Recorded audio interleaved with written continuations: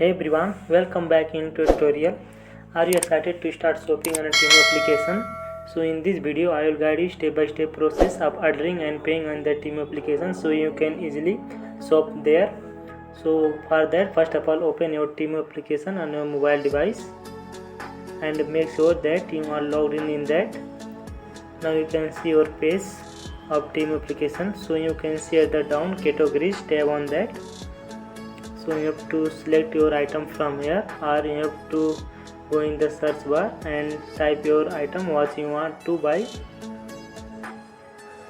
So which you like, tap on that, and if you want to add some extra items, so you can tap here add to cart as the down, or you want to directly buy, then tap on buy now, tap on here, and you have to fill up your address, phone numbers, name and all here. Then after that you can see at the bottom, in that you have to agree it, then after that save it. Then after further it will ask about your payment method, so you have to select your payment method, in which medium you want to pay, by credit or whatever you want, you can select that, and you have to fill related information about that payment method.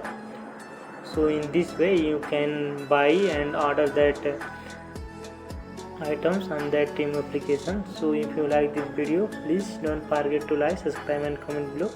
Thanks for watching this video.